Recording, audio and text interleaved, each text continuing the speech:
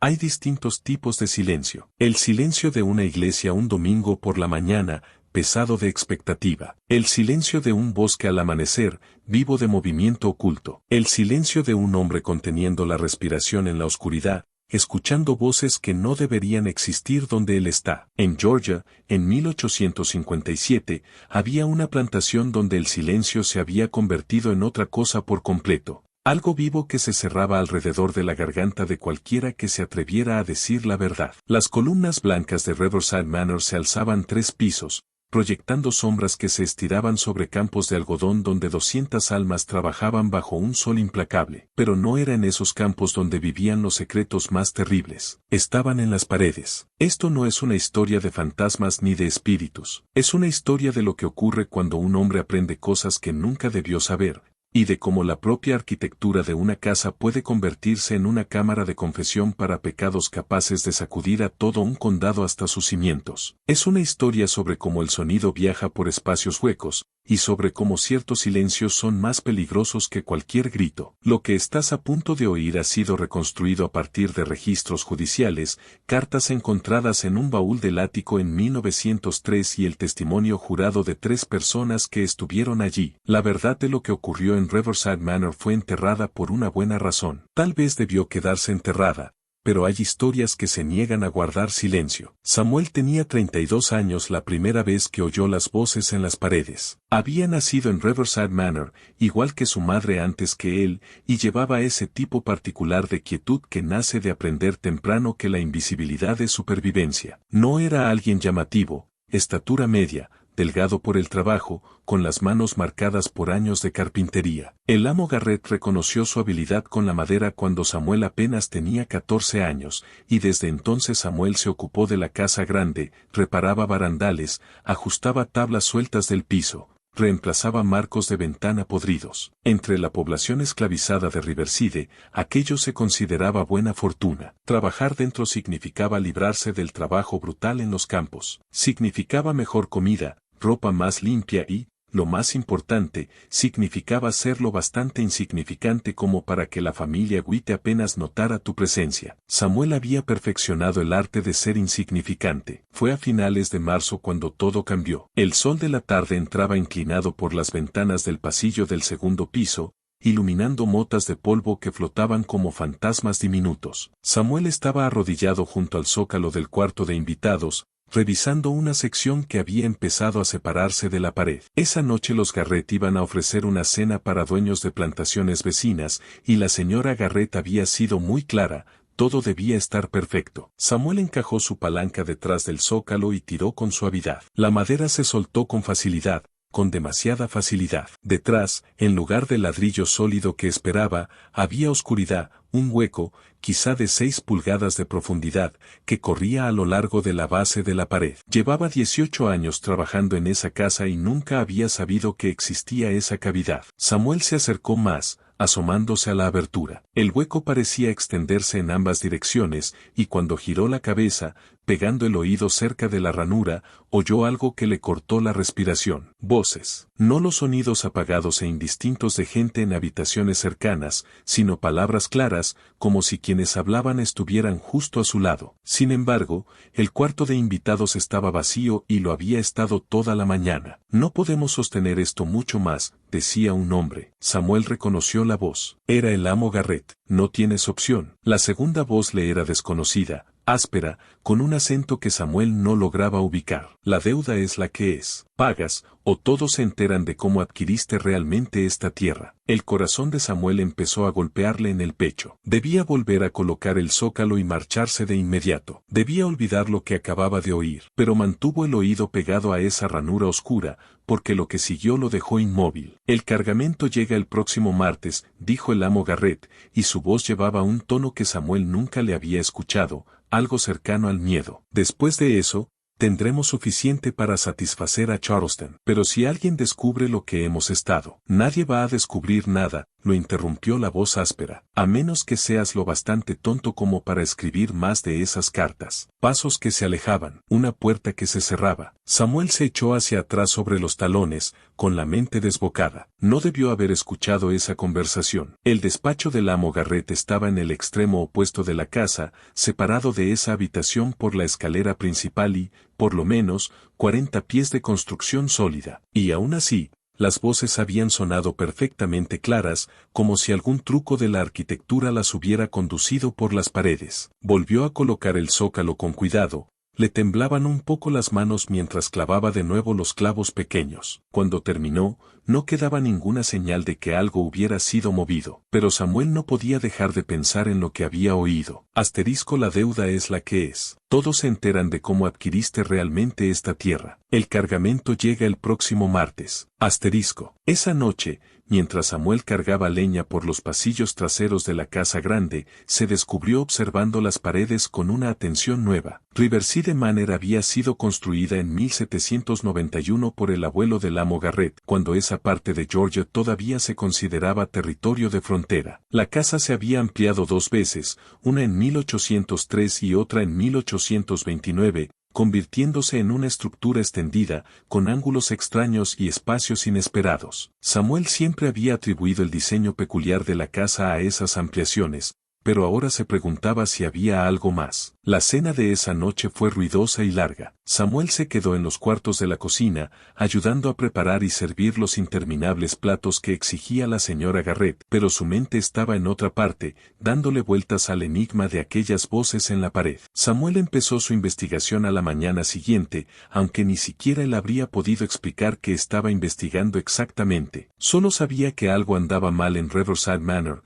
algo que había permanecido oculto a plena vista durante años, quizá décadas. Su trabajo le daba acceso a cada rincón de la casa, y usó esa libertad con cuidado. Iba de habitación en habitación con sus herramientas, supuestamente revisando tablas sueltas o yeso dañado, pero en realidad examinando las paredes. Golpeaba con suavidad los paneles, escuchando el sonido hueco que indicaría un espacio vacío detrás. Observaba los ángulos donde las paredes se unían, buscando inconsistencias en la construcción. Lo que descubrió fue extraordinario. La casa estaba llena de pasadizos huecos. No eran espacios grandes, la mayoría eran rendijas estrechas entre las paredes interiores y exteriores, quizá de 6 a 8 pulgadas de ancho, pero formaban una red que recorría toda la estructura, conectando habitaciones que parecían estar lejos unas de otras. Y, más importante aún, esos pasadizos parecían haber sido diseñados a propósito. En ciertos puntos, las rendijas se ensanchaban y formaban pequeñas cámaras,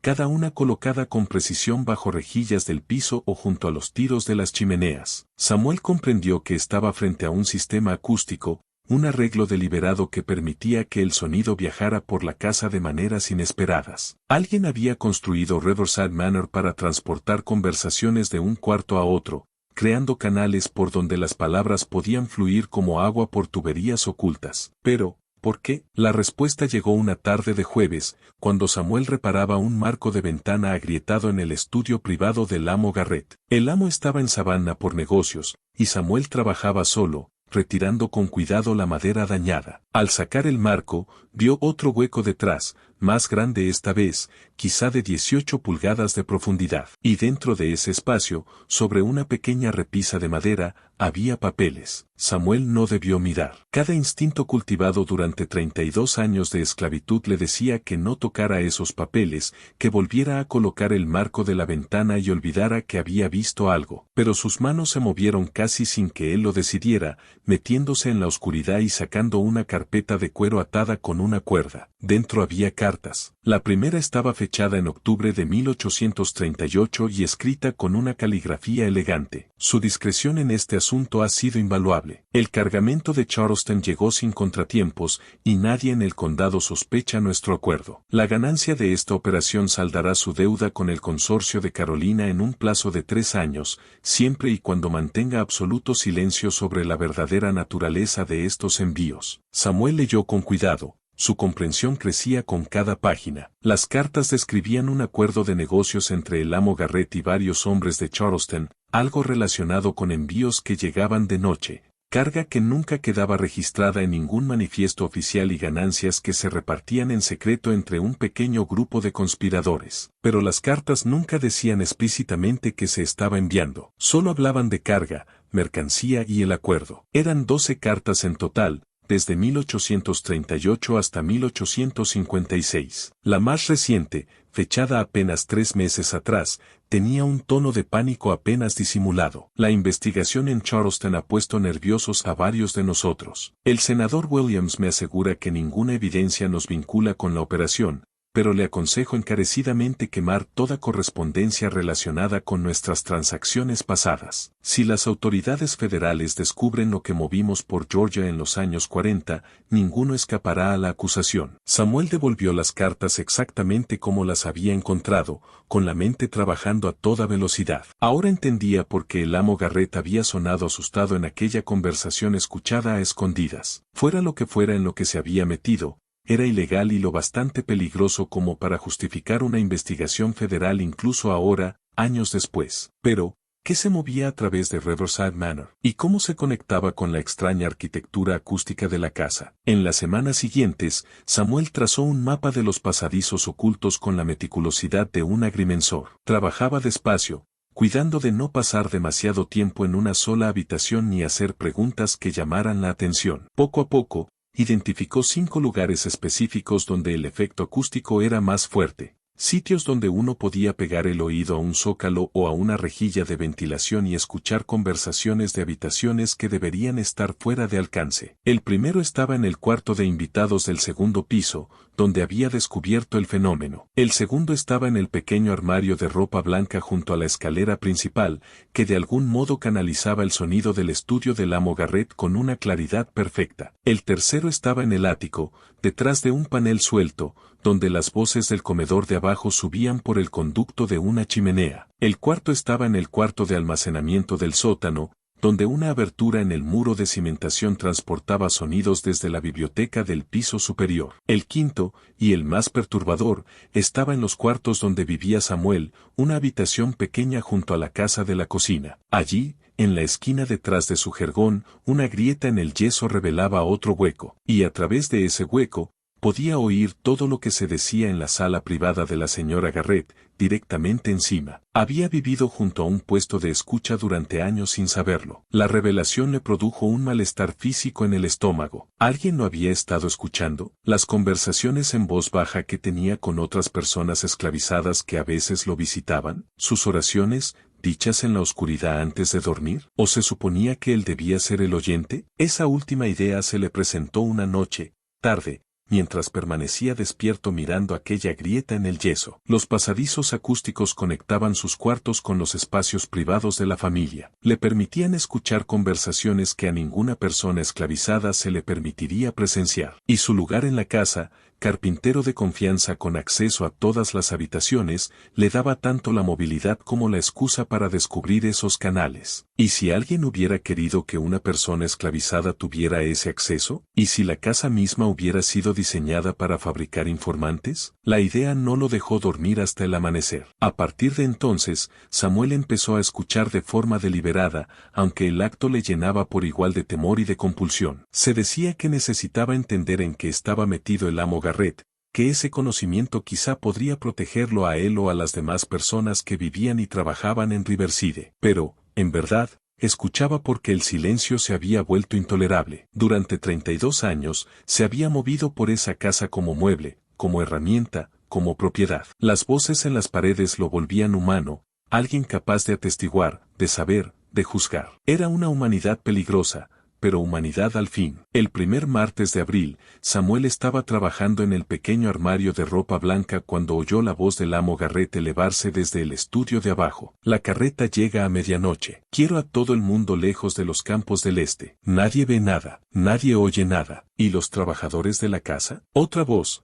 el señor Bennett, el capataz. Mándalos a sus cuartos después de la cena, sin excepciones. Y, Bennett, asegúrate de que las puertas del ala este queden cerradas por dentro. No quiero a nadie preguntando. Las manos de Samuel se quedaron quietas sobre la repisa que supuestamente estaba reparando. Era esto, el cargamento mencionado en la conversación que había escuchado semanas atrás. Esa noche, Samuel se acostó en su jergón, completamente vestido, esperando. La casa se asentaba a su alrededor con sus crujidos y susurros habituales. A las 11:30, oyó pasos cruzando el patio, el amo Garrett y el señor Banner, moviéndose hacia el lado este de la propiedad. Samuel se levantó y fue hacia su puerta. Estaba cerrada desde fuera, tal como Garrett había ordenado. Claro, Samuel llevaba 18 años siendo carpintero y conocía cada tabla y cada cerradura de esa casa. Usó una tira delgada de metal, la deslizó por la ranura junto al marco y sintió como el pestillo cedía. La noche era cálida y sin luna. Samuel se mantuvo en las sombras,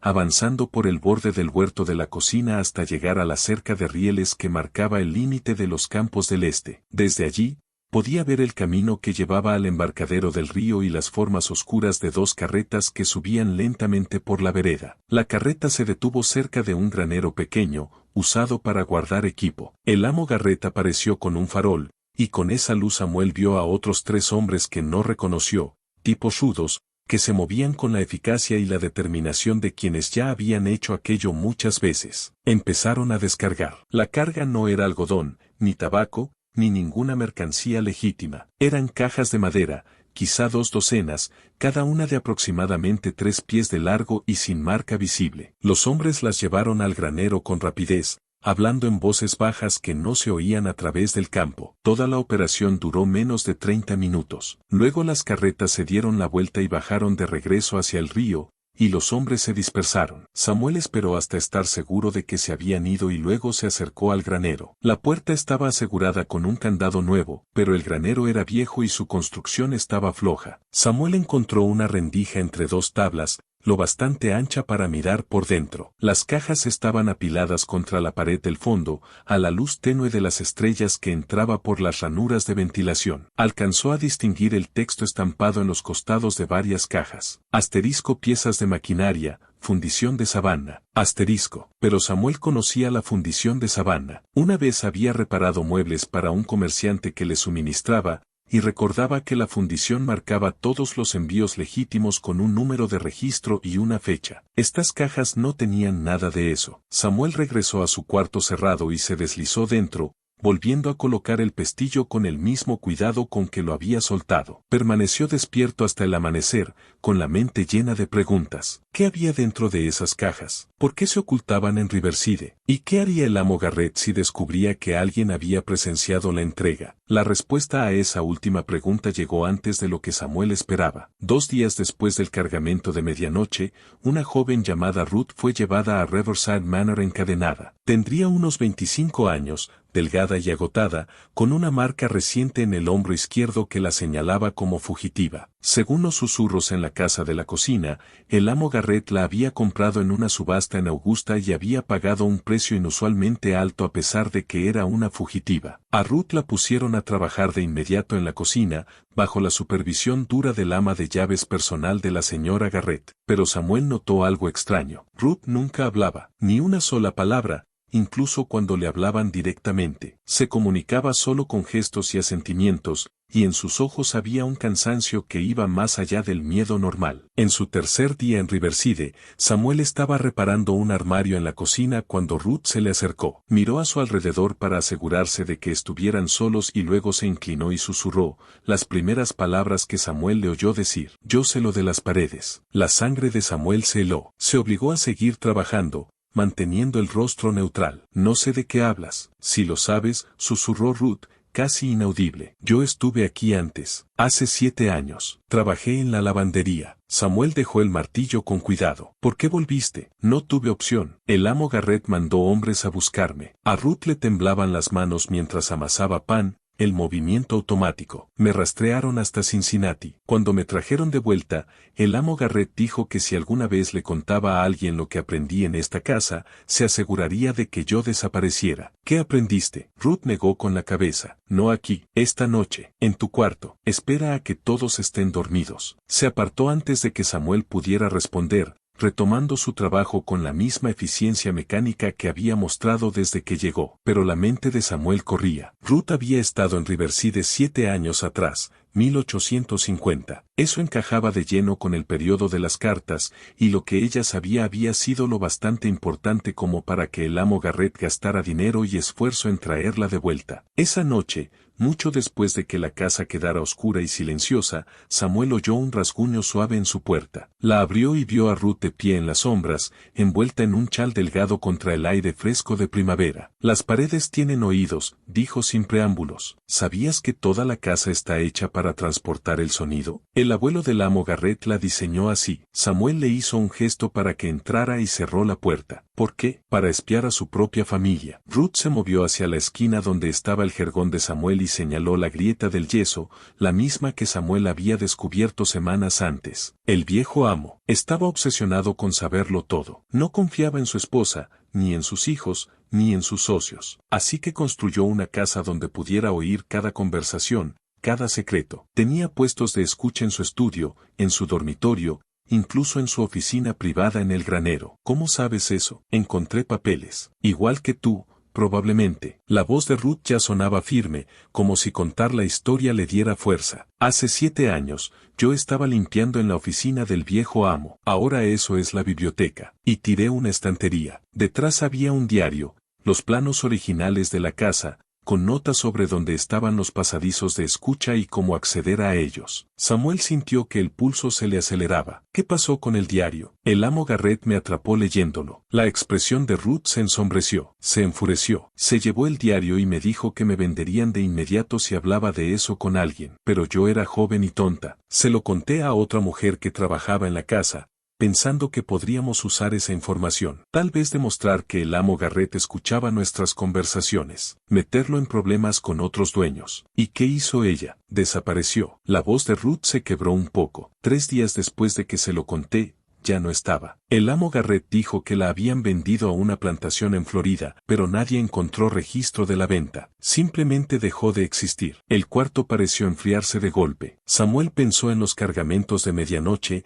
en las cajas del granero, en el tono aterrorizado de las cartas. Ahí fue cuando huí, continuó Ruth. Llegué a Cincinnati, conseguí trabajo, empecé a pensar que quizá podría tener una vida, pero me encontraron, y el amo Garrett me trajo de vuelta personalmente solo para decirme que debía haberme quedado callada. ¿Por qué te mantuvo con vida? Yo también me lo pregunté. Ruth se apretó el chal, pero creo que ahora lo entiendo. Me trajo de vuelta como un mensaje para todos en esta casa: si aprendes algo que no deberías, si intentas contárselo a alguien, terminas como yo, marcada, rota, una advertencia. Samuel lo absorbió en silencio. Luego formuló la pregunta que le ardía desde la entrega de medianoche. ¿Qué hay en esas cajas? Los ojos de Ruth se abrieron. Tú las viste el martes por la noche. Descargaron como 2 docenas de cajas en el granero del este. Durante un largo momento, Ruth no dijo nada. Entonces, no sé exactamente qué hay dentro. Pero hace 7 años, cuando encontré ese diario,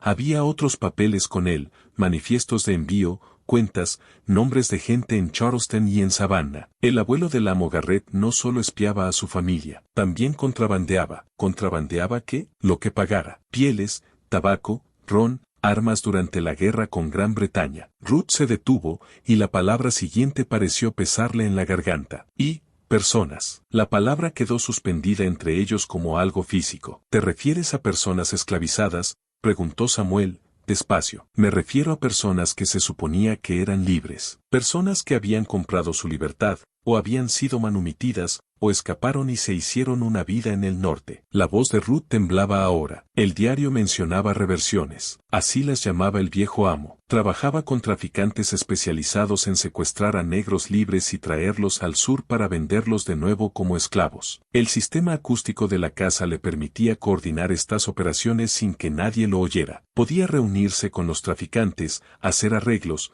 planear los secuestros, todo mientras aparentaba ser un dueño respetable. Samuel sintió náuseas. ¿El amo Garrett siguió con esto? El diario daba a entender que se detuvo cuando el viejo amo murió en 1842. Ruth señaló la grieta de la pared, la red de pasadizos de escucha que recorría la casa. Pero ahora, si está recibiendo cargamentos en secreto, si tuvo miedo suficiente como para rastrearme después de 7 años, quizá nunca se detuvo. Quizá solo se volvió mejor ocultándolo. Samuel no durmió esa noche. Se quedó en la oscuridad, escuchando los sonidos familiares de la casa acomodándose. Pero ahora cada crujido y cada susurro parecían siniestros. Las paredes que habían presenciado tantos secretos eran, ellas mismas, un secreto, una máquina diseñada para la conspiración, funcionando a plena vista durante 66 años. Si Ruth tenía razón, entonces esas cajas en el granero no contenían piezas de maquinaria, contenían algo mucho más valioso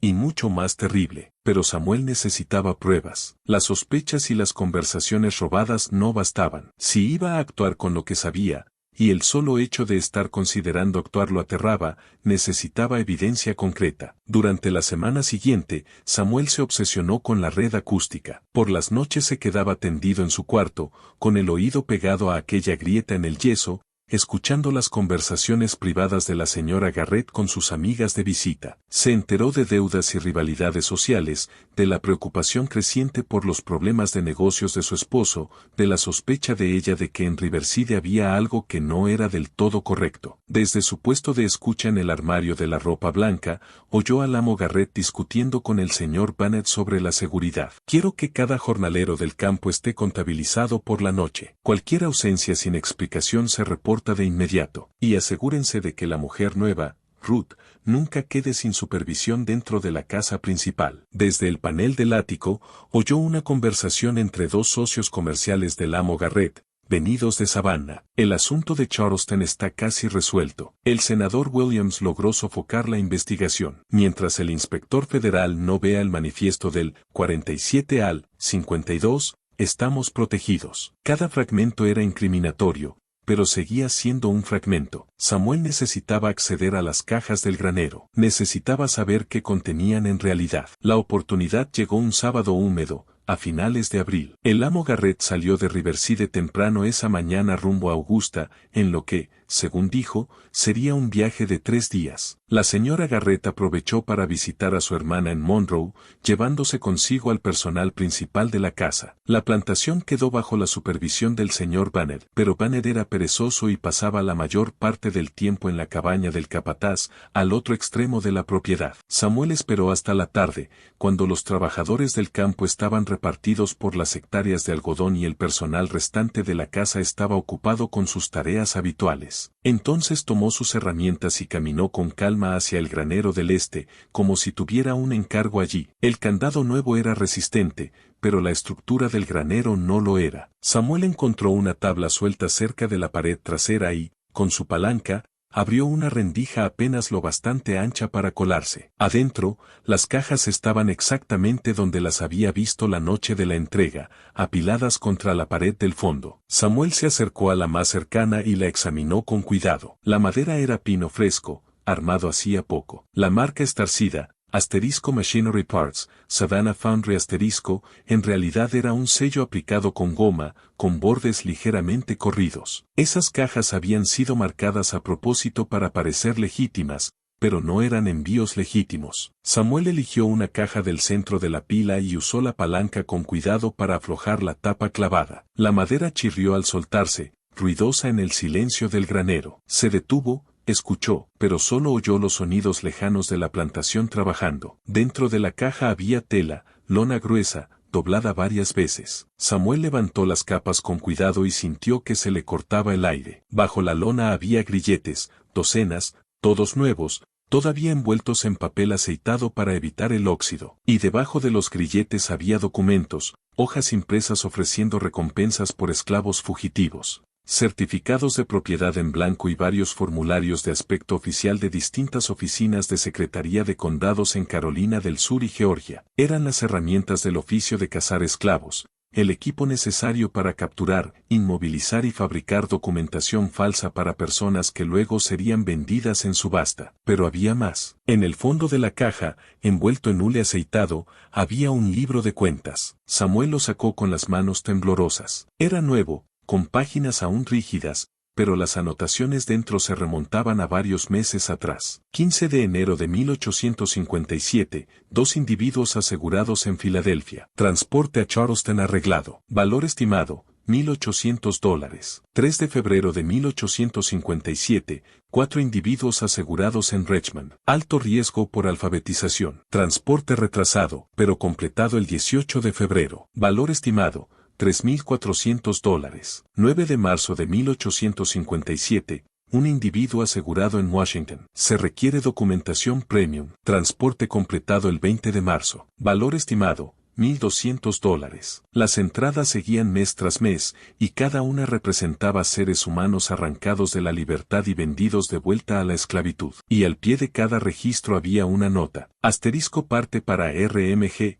30%. Asterisco. RMG. Robert Montgomery Garrett. El amo Garrett en persona. Samuel se quedó en el granero, a media luz, sosteniendo la prueba de una conspiración que se extendía de Georgia a Pensilvania y que involucraba a decenas de personas durante años. Esto no era simple contrabando. Era una operación coordinada para secuestrar a negros libres en el norte y el Alto Sur, falsificar papeles que afirmaran que eran esclavos fugitivos y venderlos en subastas a plantaciones por todo el sur profundo. Y Riverside Manor, con su sistema de vigilancia acústica, sus pasadizos ocultos y su fachada respetable, estaba en el centro de todo. Samuel devolvió el libro de cuentas a la caja y repuso la tapa con cuidado, golpeando los clavos hasta dejarlos en su sitio. Salió del granero por el mismo lugar por el que había entrado, acomodó la tabla suelta y caminó de regreso a la casa principal con sus herramientas, moviéndose como un hombre bajo el agua. La mente le gritaba. Cada instinto le decía que olvidara lo que había visto para sobrevivir,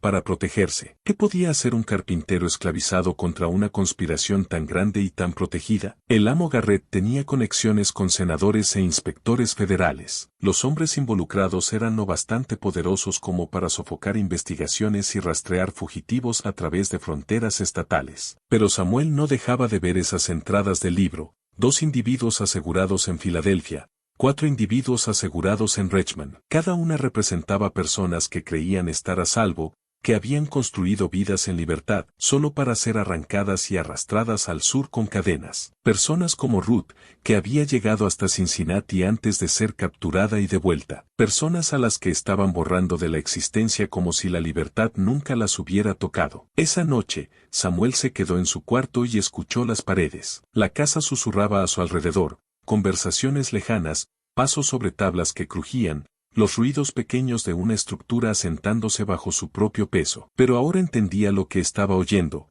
el mecanismo del silencio, la arquitectura de los secretos. Esa casa había sido construida para ocultar conspiraciones, para permitir que cosas terribles se planearan y se ejecutaran sin testigos. Pero ahora alguien estaba siendo testigo. Cerca de la medianoche, Ruth volvió a aparecer en su puerta. Se veía agotada, con las manos en carne viva por el trabajo duro de cocina que le habían asignado. ¿Encontraste lo que necesitabas? Sí. La voz de Samuel sonó hueca. Tenías razón. En todo. Entonces, ¿qué vamos a hacer? La pregunta quedó suspendida en el aire. Samuel la había estado esquivando, pero ya no había escapatoria. ¿Qué podemos hacer? Si intento contárselo a alguien, al sheriff del condado, a un magistrado, jamás me creerán. Soy un hombre esclavizado acusando a uno de los plantadores más ricos de Georgia. Dirán que robé los papeles, o que los falsifiqué, o que miento para causar problemas. ¿Y alguien en el norte? ¿Un periódico abolicionista? ¿Cómo siquiera los contactaría? Y aun si pudiera,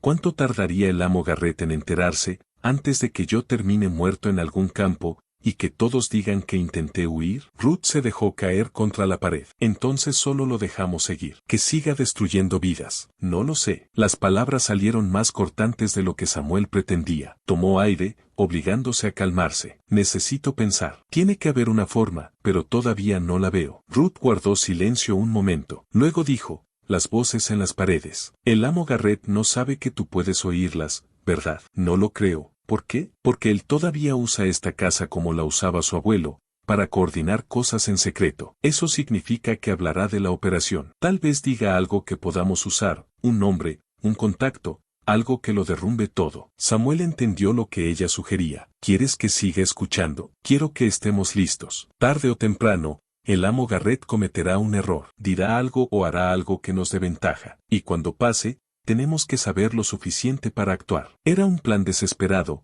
construido sobre esperanza y paciencia, dos cosas que Samuel no estaba seguro de poseer, pero era un plan. De acuerdo, dijo al final. Escucharé. Mayo llegó con un calor opresivo y el zumbido constante de los insectos en los campos. Samuel atravesaba sus días manteniendo la fachada cuidadosa del sirviente discreto, pero sus noches las pasaba pegado a las paredes, escuchando. Oyó al amo Garrett discutir con su esposa sobre finanzas, sobre las deudas crecientes que amenazaban con devorar los ingresos legítimos de Riverside. Oyó a la señora Garrett suplicar a su marido que abandonara la empresa peligrosa en la que se había metido antes de que los destruyera a todos. Oyó al amo Garrett reunirse con sus socios en el estudio y sus voces subir por los canales ocultos hasta el puesto de escucha de Samuel en el armario de ropa blanca. El inspector federal ha sido reasignado a Louisiana. El senador Williams lo confirmó. Por ahora estamos a salvo. ¿Y el cargamento programado para junio? Sigan según lo planeado. Tenemos 4 adquisiciones confirmadas en Baltimore y 3 más posibles en Cincinnati. La documentación ya está preparada. Oyó al señor Banner informar al amo Garrett sobre un hombre esclavizado de una plantación vecina que había estado haciendo preguntas sobre gente que desaparecía. Le dije al dueño del hombre que ya se ocupó del asunto. No volverá a preguntar. Samuel lo registraba todo en su memoria, trazando un mapa mental de la conspiración. Aprendió nombres: el senador James Williams en Charleston, un abogado llamado Preston, especialista en documentos falsificados, un traficante llamado Holt, que operaba desde Richmond, un sheriff corrupto en Augusta que proveía órdenes de arresto falsas. Pero el conocimiento sin poder era tortura. Cada conversación que Samuel oía era evidencia de otro crimen, otra vida destruida, otra persona borrada. Y él no podía hacer nada más que escuchar y recordar. A mediados de mayo, Ruth le trajo una noticia que volvió todo más urgente. Están planeando algo grande. Oí al amo Garrett hablando con el señor Banner. Va a haber una reunión aquí, en Riverside. Toda la gente principal involucrada en la operación, reuniéndose para planear algo que llaman la expansión. ¿Cuándo? La primera semana de junio. El amo Garrett está enviando a la mayor parte del personal fuera. Le dijo a todos que habrá huéspedes importantes de negocios, y quiere la mínima interrupción. La voz de Ruth estaba tensa. Esta podría ser nuestra única oportunidad,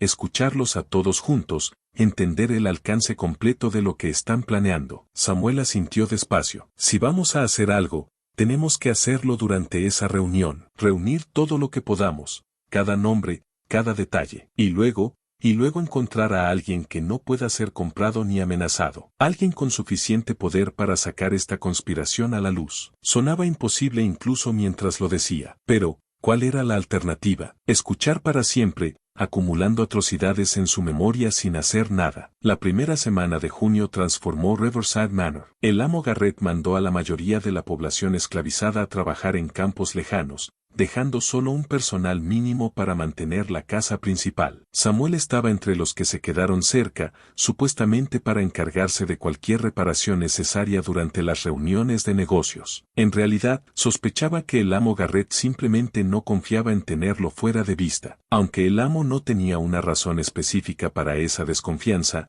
era la paranoia general de un hombre metido en una empresa criminal. Ruth también se quedó, asignada a la cocina bajo supervisión estricta. Ella y Samuel casi no tenían oportunidades de hablar, pero se comunicaban con miradas y gestos pequeños, sosteniendo la apariencia de extraños mientras se preparaban para lo que venía. Los invitados empezaron a llegar el martes, 2 de junio. Samuel observó desde la ventana cómo los carruajes subían por el camino largo, vehículos caros con hombres bien vestidos que parecían empresarios y políticos respetables. 7 hombres en total, cada uno recibido personalmente por el amo Garrett con apretones de mano cálidos, como viejos amigos. Esa noche, los hombres se reunieron en el comedor para cenar. A Samuel le asignaron ayudar a servir, moviéndose entre la mesa y la cocina con platos y botellas de vino, volviéndose invisible, como había aprendido a hacer décadas atrás, pero escuchó cada palabra. Al principio la conversación fue cautelosa: precios del algodón,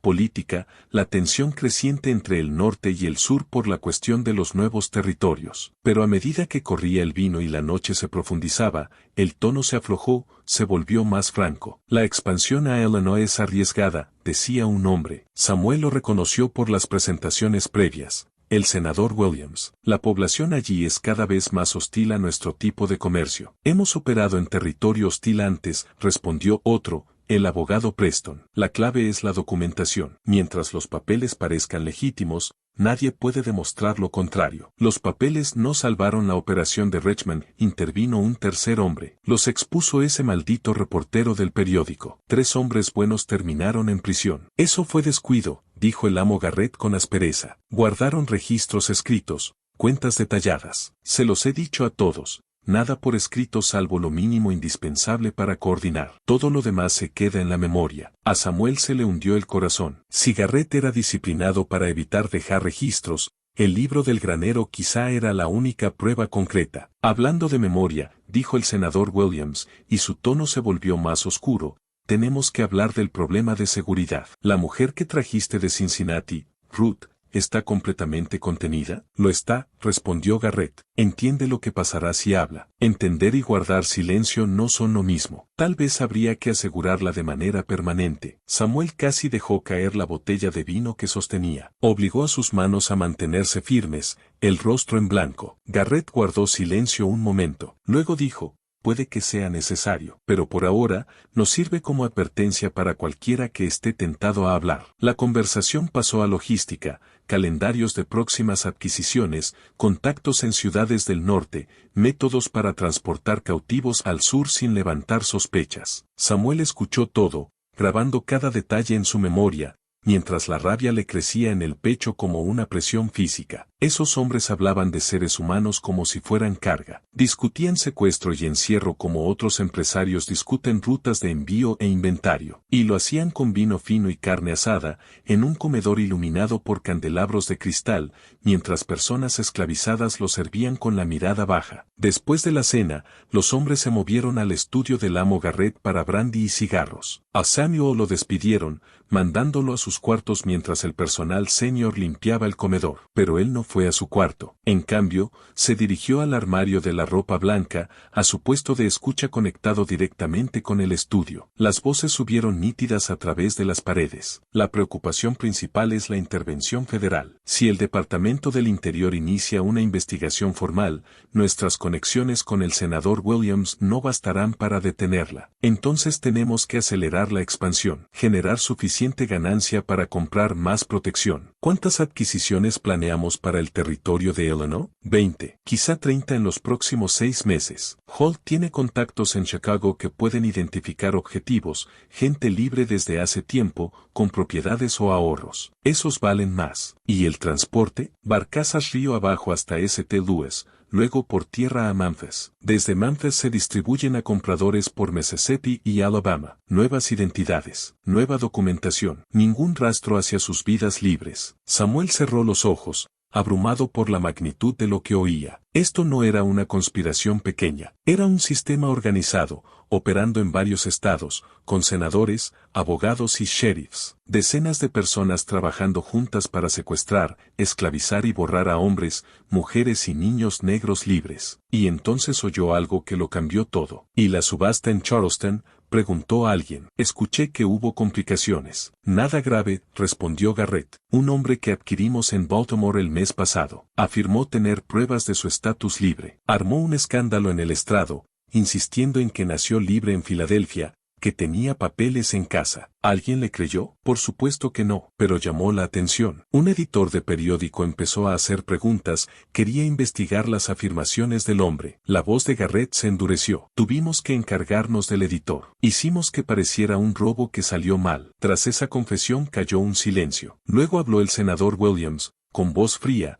Asesinaste a un editor. Eliminamos una amenaza para la operación. Hay diferencia, no para las autoridades. No la hay. Si alguien conecta esa muerte con nuestro negocio, no la conectarán. Me aseguré de ello. La conversación pasó a otros temas, pero Samuel se quedó congelado en el armario, con la sangre convertida en hielo. Habían matado a alguien, no solo secuestrado o esclavizado, asesinado, porque un editor hizo preguntas. Era peor de lo que había imaginado. Y Samuel comprendió, con certeza absoluta, que si el amo Garrett descubría que Samuel sabía algo de eso, Samuel terminaría muerto también. Probablemente Ruth, también, probablemente cualquiera que representara el menor riesgo para la conspiración. Samuel no durmió esa noche. Se sentó en su cuarto, oyendo los susurros habituales a través de las paredes, intentando armar algún plan con el caos de información dentro de su cabeza. Cerca de las 3 de la mañana, Ruth apareció en su puerta. Se veía tan exhausta como él. «Te oí moverte», susurró. «¿Qué pasó?» Samuel se lo contó todo,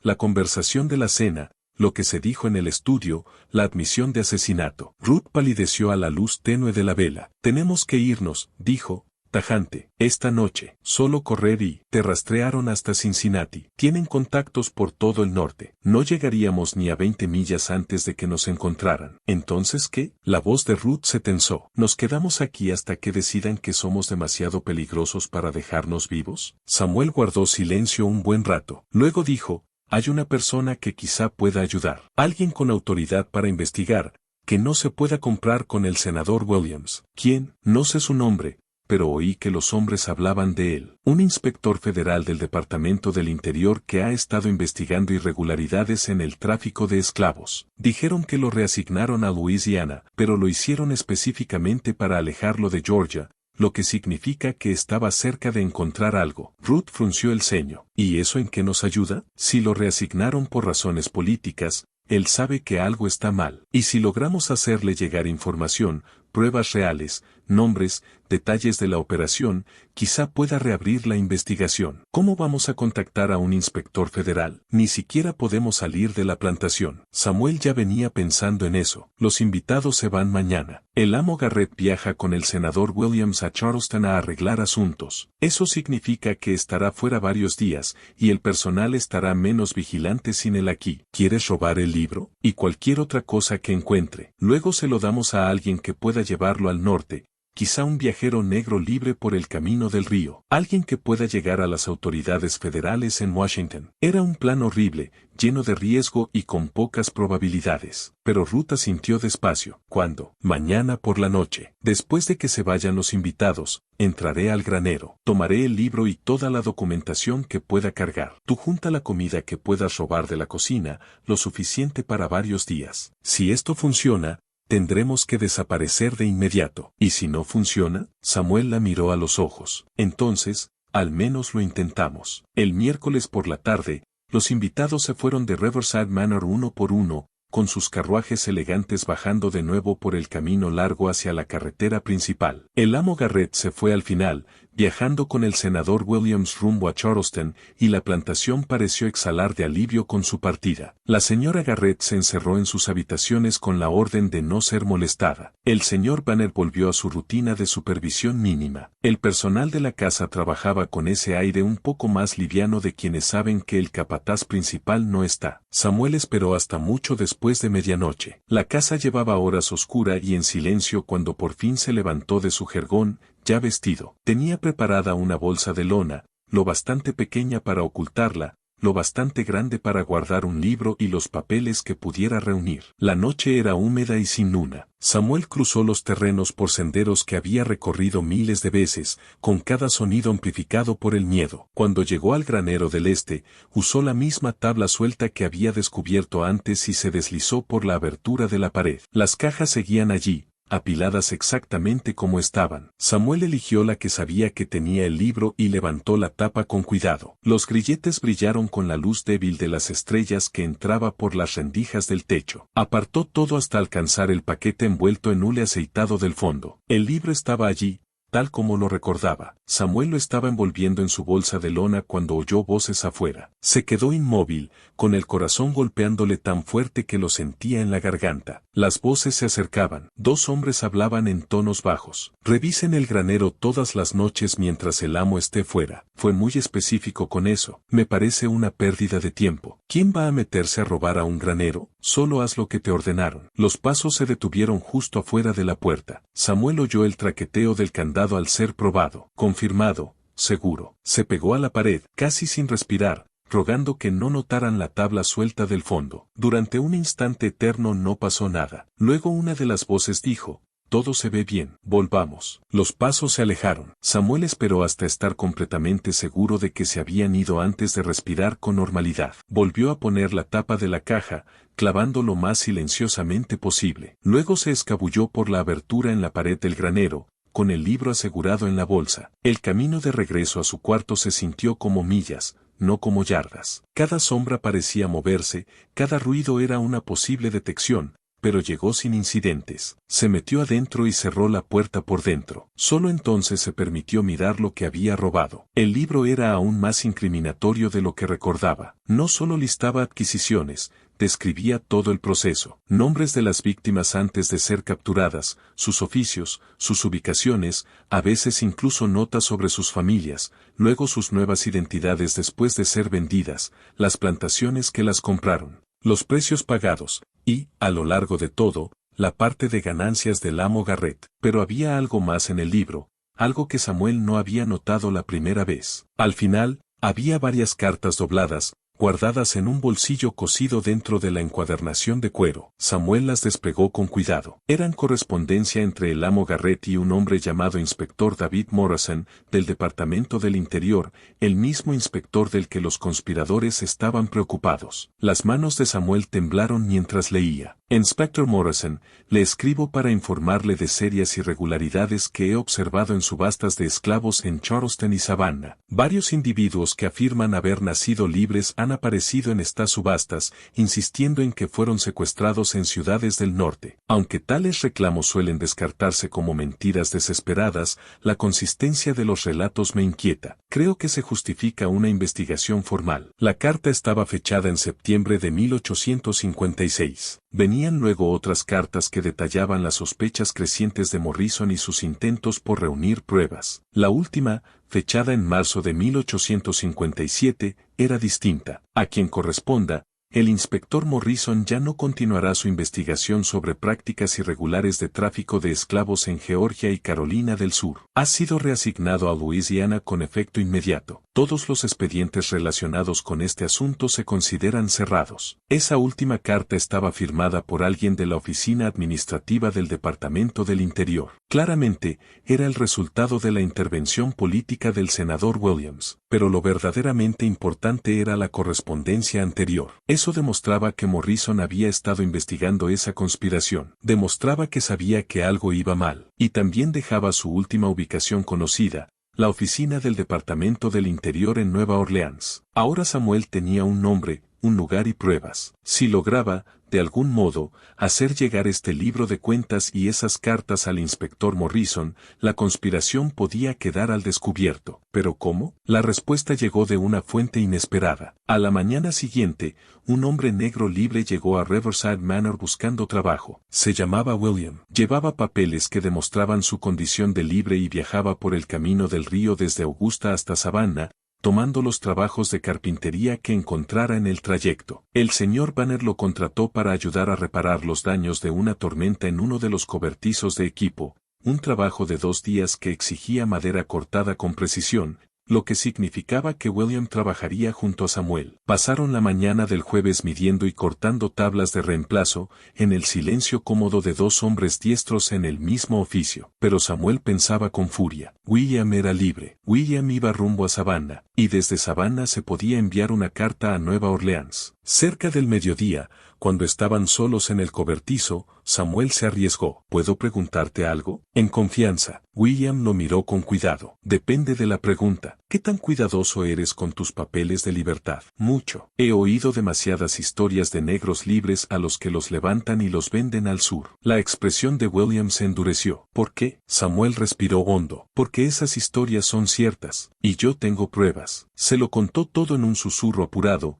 vigilando a cada instante por si alguien se acercaba a escuchar. Le explicó la conspiración, el libro, los secuestros, la investigación interrumpida del inspector Morrison. William lo escuchó con horror creciente. ¿Me estás diciendo que hay una operación organizada secuestrando gente libre por todo el norte? Sí, y tengo la evidencia aquí mismo. Samuel tocó la bolsa de lona que había escondido bajo un montón de retazos de madera. Pero necesito entregársela a alguien que pueda hacer algo. A un inspector federal en Nueva Orleans. William se quedó en silencio mucho tiempo. Por fin dijo, si te ayudo y se enteran, Me matan, con papeles o sin papeles. Lo sé, susurró Samuel. No te lo pediría si hubiera otra salida. ¿Y por qué no huyes tú? Te llevas la evidencia y te vas al norte. Porque tienen contactos en todas partes. Me rastrearían antes de que hiciera 50 millas. Pero un hombre libre que viaja de manera legítima, con herramientas de carpintero y documentación en regla, tú puedes moverte a plena vista. Puedes enviar una carta. Puedes hacer llegar esto a alguien con autoridad para investigar. William apartó la mirada,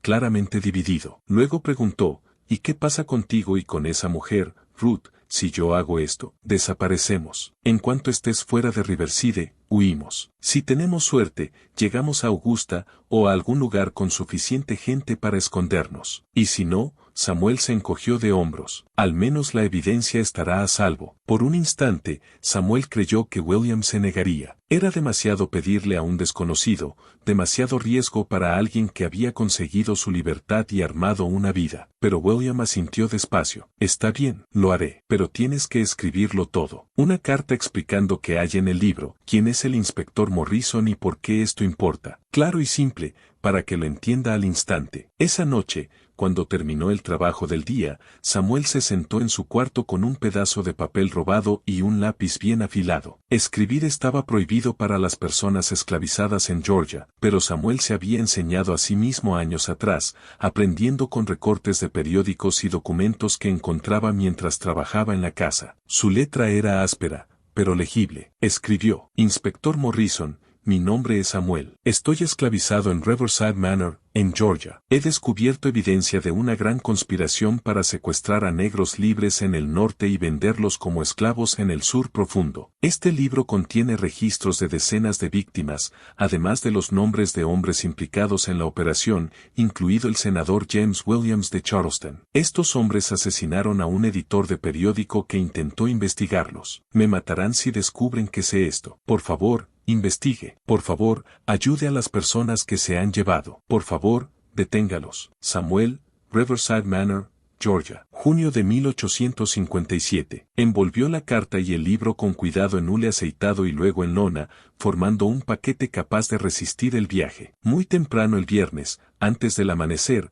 salió sigilosamente hacia el cobertizo donde se alojaba William y le entregó el bulto. La dirección está en la carta, susurró Samuel. Departamento del Interior, Nueva Orleans. Marcado: urgente. William guardó el paquete en su bolsa de viaje, debajo de sus herramientas, donde no sería fácil de encontrar. Salgo hacia Savannah esta tarde, apenas termine el arreglo. Lo envío el mismo día que llegue. Gracias. No sé cómo. No me agradezcas, dijo William. Solo mantente vivo el tiempo suficiente para que esto valga la pena. Se estrecharon la mano, y Samuel sintió caer sobre él el peso de una esperanza desesperada. Tal vez funcionaría. Tal vez el inspector Morrison recibiría la evidencia, reabriría su investigación y haría que la conspiración se viniera abajo. O tal vez Samuel acababa de firmar su propia sentencia de muerte. El amo Garrett regresó de Charleston el sábado por la tarde, 3 días antes de lo esperado. Samuel estaba reparando una ventana en el pasillo principal cuando el carruaje subió por el camino. Se le hundió el estómago. Garrett se suponía que no volvería hasta el martes. Algo había cambiado. El amo entró en la casa con una furia apenas contenida,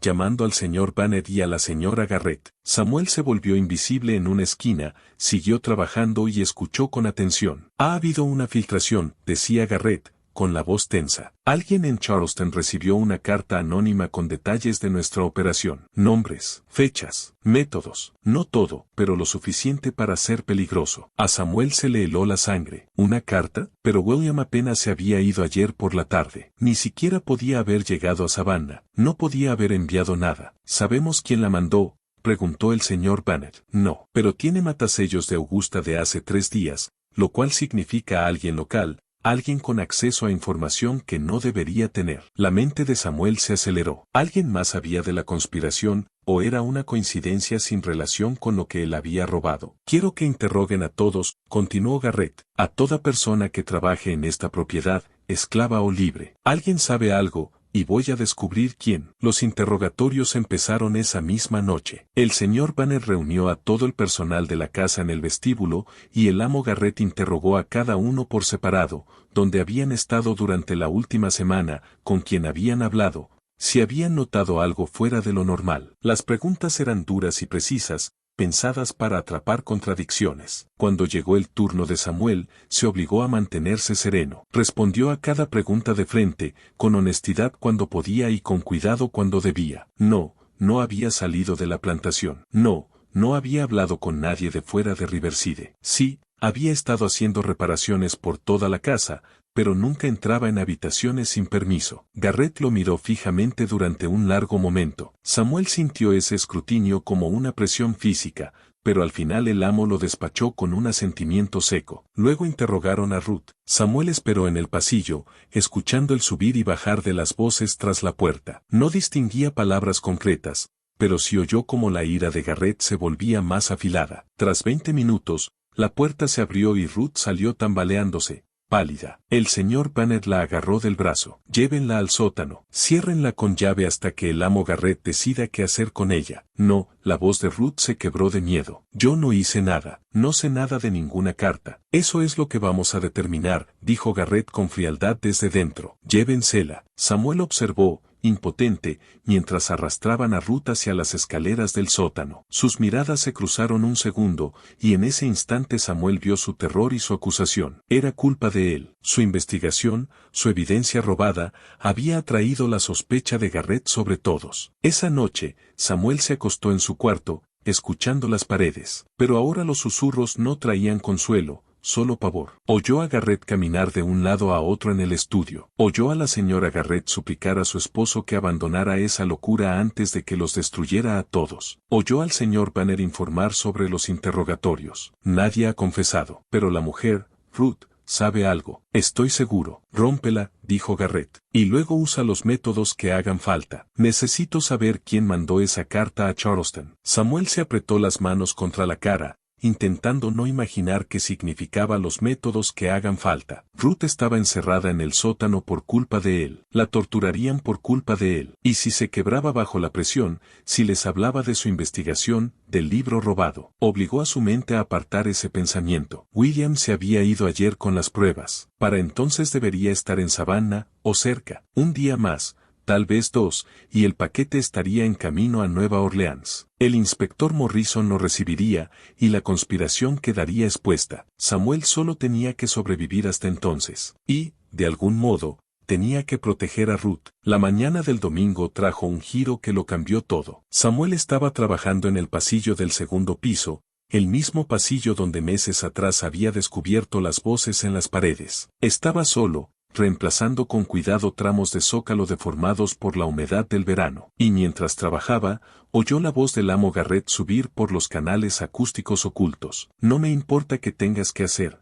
Banner. Esa mujer sabe algo y necesito saber qué sabe antes de que esto empeore. La he interrogado toda la noche, señor. Insiste en que es inocente. Entonces no estás apretando lo suficiente. Aumenta la presión. Y si aún así no habla, la voz de Garrett bajó, más dura. Entonces haz que desaparezca en silencio. Igual que el editor de Charleston. Samuel se quedó paralizado, con el martillo flojo en la mano. Iban a matar a Ruth, no como posibilidad, no como amenaza, como certeza. Si no confesaba algo que no había hecho, la asesinarían y enterrarían el cuerpo en algún lugar dentro de las enormes tierras de la plantación. Y Samuel no tenía nada para impedirlo. ¿O sí? Una idea empezó a formarse en su mente, desesperada y peligrosa, pero posible. El sistema acústico de la casa llevaba el sonido en ambos sentidos. Si las voces del estudio podían viajar hasta los puestos de escucha por todo el edificio, entonces las voces desde esos puestos tal vez podían regresar al estudio. ¿Y si se podía obligar a Garrett a confesar sus crímenes dentro de su propia casa? ¿Y si Samuel podía usar las paredes como testigos? ¿Pero testigos para quién? Samuel no podía acudir a las autoridades locales. O eran cómplices, o estaban demasiado intimidadas por la influencia de Garrett para actuar. Y William no llegaría a Nueva Orleans en semanas, suponiendo que siquiera llegara con vida. A menos que, Samuel volvió mentalmente a las conversaciones escuchadas,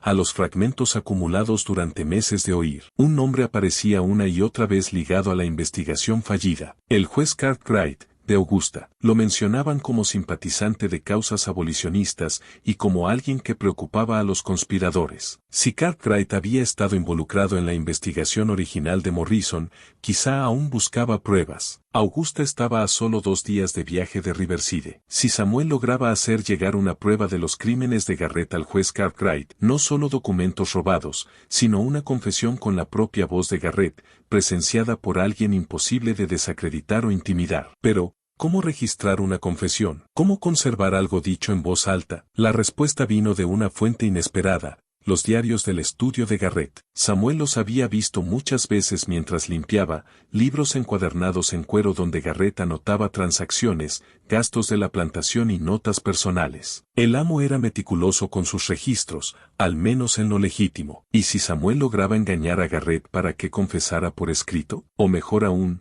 si lograba que confesara delante de un testigo capaz de declarar. El plan empezó a encajar en la mente de Samuel, pieza por pieza, con una claridad aterradora. Era una locura. Casi seguro fallaría, pero era la única oportunidad que tenía Ruth. Samuel pasó la tarde del domingo preparándose. Recorrió la casa reuniendo cosas específicas: una hoja de papel fino del escritorio de la señora Garrett, un sello de cera que coincidía con la marca personal del senador Williams, Samuel lo había visto en cartas del estudio, y tinta que se pareciera al azul oscuro preferido del senador. Luego se refugió en su cuarto y escribió una carta con sumo cuidado. Su letra era áspera, así que trabajó despacio, buscando que cada trazo pareciera lo más elegante y oficial posible. La carta decía: Garrett, la situación en Augusta se ha vuelto crítica. El juez Cartwright obtuvo testimonio de la adquisición de Baltimore, el que hizo reclamos en la subasta de Charleston. Está por presentar cargos federales. Debemos reunirnos de inmediato para coordinar nuestra respuesta. Llegaré a Riverside el martes por la mañana. Destruya toda evidencia antes de mi llegada. Esto debe manejarse con absoluta discreción. Williams. Era una falsificación, y no era perfecta, pero no necesitaba ser perfecta. Solo debía ser lo bastante convincente como para que Garrett entrara en pánico,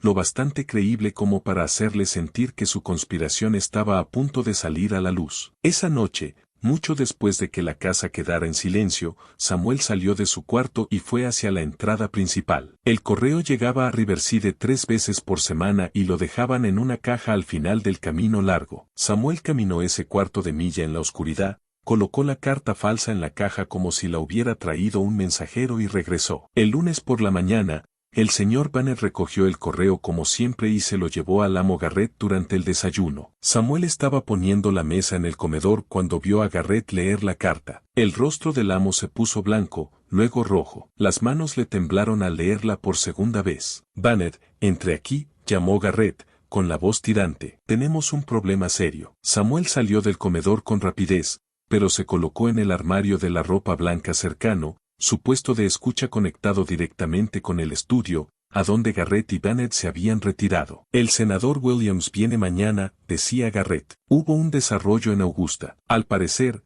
ese hombre de Baltimore, el que decía ser libre, ha declarado ante el juez Cartwright. Están preparando cargos federales. ¿Cómo es posible? La voz de Bennett sonaba desesperada. Nos aseguramos de vender a ese hombre a una plantación en Mississippi. No pudo declarar ante nadie. Obviamente algo salió mal. Alguien llegó hasta él. La voz de Garrett estaba afilada por el miedo. Williams dice que debemos destruir toda evidencia de inmediato. Eso incluye los libros, la correspondencia, todo lo del granero. ¿Y la mujer del sótano?, preguntó Bennett. Si va a haber una investigación, no puede aparecer aquí. Es un cabo suelto. Garrett guardó silencio un instante. Ocúpate de eso esta noche, dijo. Haz que parezca que intentó escapar y se ahogó en el río. A Samuel se le revolvió el estómago. Iban a matar a Ruth esa noche. Eso significaba que su plan debía funcionar ya, o sería demasiado tarde. El lunes por la tarde, Samuel se dedicó a hacer reparaciones en el ala este, bien visible, anodino, exactamente donde se esperaba que estuviera, pero su mente corría por los pasos finales de su plan desesperado. A las 4,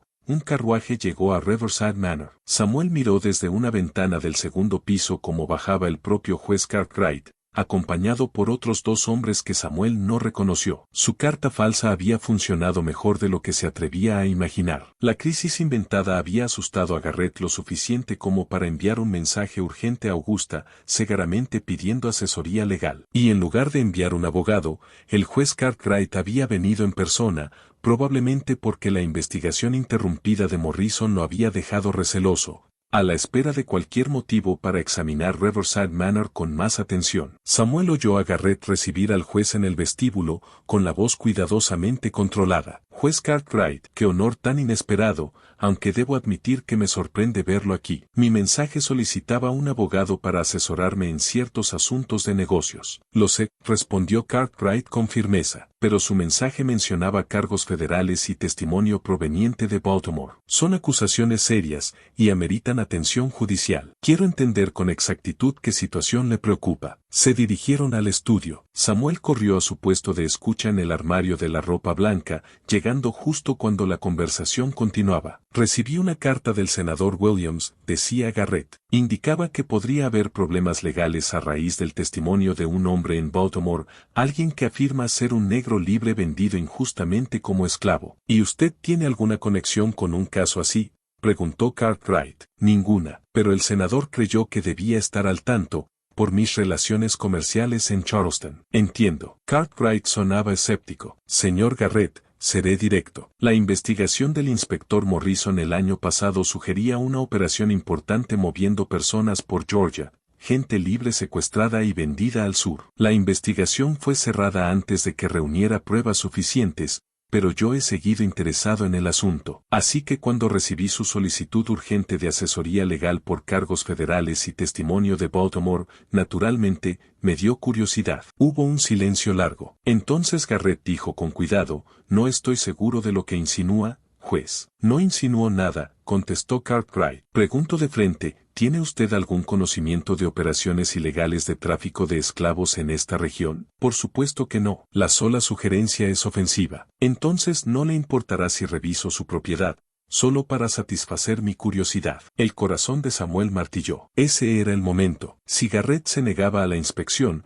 parecería culpable, pero Cartwright no tendría pruebas. Si la permitía y el juez no encontraba nada, si ya habían movido las cajas, la oportunidad se perdería. Pero había una tercera opción. Samuel salió del armario de la ropa blanca y fue rápido hacia las escaleras del sótano. Ruth estaba encerrada en un cuarto de almacenamiento abajo, vigilada por uno de los hombres de Banner. Samuel se acercó al guardia con un mensaje que había ensayado. El amo Garrett quiere que suban a la mujer al estudio. El juez Cartwright quiere interrogarla. Era una apuesta. El guardia podía ir a confirmar con Garrett, pero Garrett estaba ocupado con el juez, y el guardia era lo bastante perezoso como para agradecer que alguien le resolviera la decisión. Abrió la puerta del sótano y sacó a Ruth a tirones, con las manos atadas, el rostro marcado por los golpes de lo que fuera que le habían hecho durante el interrogatorio. Mientras subían, Samuel le susurró con urgencia, dile al juez todo sobre el libro, sobre los secuestros,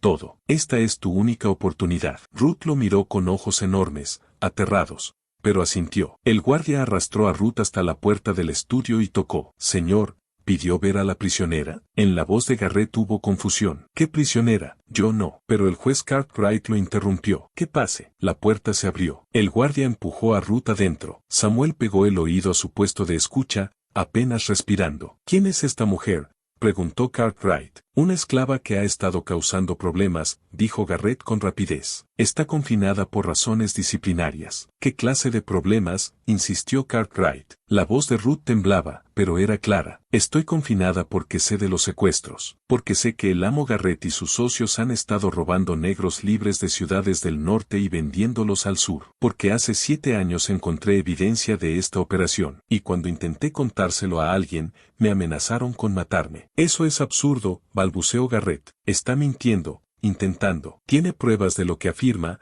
le preguntó Cartwright a Ruth. Hay un libro en el granero del este, dijo Ruth. Está oculto en cajas marcadas como piezas de maquinaria. Tiene registros de todos los que han secuestrado, de dónde los tomaron, a dónde los vendieron. El nombre del amo Garrett aparece en cada página, con su parte de las ganancias. Samuel oyó la voz de Garrett elevarse. Esto es difamación. Haré que la azoten. Señor Banner, dijo Cartwright con dureza, mande llamar al sheriff del condado. Y señor Garrett, queda usted arrestado mientras se investigan estas acusaciones. Si hay un libro en su granero, como esta mujer afirma, lo vamos a encontrar. El libro fue hallado exactamente donde Ruth dijo. Junto a él, los investigadores encontraron los grilletes, los documentos falsificados y cajas con materiales usados en la operación de secuestro. En una semana, el amo Garrett, el senador Williams y otros 5 hombres implicados fueron arrestados. El juicio se celebró en Augusta en septiembre de 1857. Se convirtió en uno de los casos más comentados de la historia de Georgia, un raro episodio en el que hombres blancos ricos fueron realmente procesados por crímenes contra personas negras. Las pruebas eran abrumadoras. El libro, el testimonio de Ruth, declaraciones de varias víctimas localizadas y liberadas, y, con el tiempo, confesiones de participantes menores que testificaron a cambio de condenas reducidas. Robert Montgomery Garrett fue declarado culpable de secuestro, trata de personas y complicidad en asesinato. Fue condenado a cadena perpetua y murió en prisión en 1864. El senador James Williams se suicidó antes del juicio. Los demás conspiradores recibieron condenas de entre 10 y 25 años. En cuanto a Samuel y Ruth, tras el juicio el juez Cartwright usó su autoridad para emanciparlos. Ruth se mudó a Filadelfia, donde trabajó con organizaciones abolicionistas ayudando a personas liberadas a reconstruir sus vidas. Se casó en 1859 y vivió hasta los 73 años. Samuel se quedó en Georgia y trabajó como carpintero libre en Augusta. Nunca regresó a Riverside Manor, aunque durante el juicio declaró sobre el sistema acústico de la casa, explicando cómo había escuchado las conversaciones que llevaron a exponer la conspiración. La casa fue vendida para pagar las deudas y los costos legales de Garrett. Sus nuevos dueños, sin saber de los pasajes de escucha en las paredes, vivieron allí en calma hasta que la casa se incendió en 1871. La causa del fuego nunca se determinó. El inspector David Morrison, quien recibió el paquete de William con el libro y la carta de Samuel, reanudó su investigación. Aunque el caso ya estaba siendo procesado en Georgia cuando él llegó, su trabajo llevó a descubrir operaciones similares en otros 3 estados, con decenas de nuevos arrestos. Más de 40 personas secuestradas y vendidas como esclavas fueron identificadas gracias al libro de Garrett y, con el tiempo, liberadas. Muchas más nunca fueron halladas, sus nuevas identidades y paraderos se perdieron cuando otros conspiradores destruyeron sus propios registros. La historia del esclavo que oyó conversaciones dentro de las paredes se volvió una leyenda en círculos abolicionistas, un recordatorio de que incluso en lugares diseñados para el silencio y el secreto, la verdad encuentra la manera de oírse. El sistema acústico de la casa, construido para facilitar la conspiración, terminó siendo el instrumento de su caída. A veces, las paredes mismas confiesan, y a veces, si escuchas lo suficiente en los espacios quietos, todavía puedes oír el susurro de voces que se niegan a ser silenciadas, diciendo la verdad en la oscuridad, clamando justicia, insistiendo en ser recordadas. Gracias por mirar.